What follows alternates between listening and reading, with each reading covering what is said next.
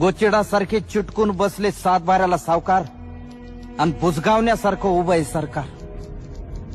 आभाळ वाटतंय सावत्र आईवानी, दुष्काळाचं कुरूप ठणकत चाललंय आणि शेतकऱ्यांसाठी कोंडवाडे बांधायचं ठरवून सरकार शांत झोपी गेलंय.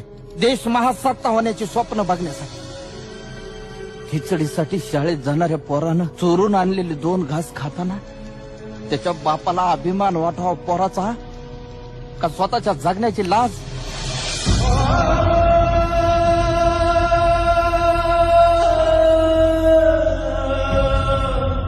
अजून अंत पाहू नका सरकार. शेताचा मसनवाटा झालेला आहे. ज्या दिवशी शेतमालाला भाव मिळत नाही म्हणून उभं पीक जाळतो आम्ही, त्या दिवशी तुमच्या नावानं सुतकच पाळतो आम्ही.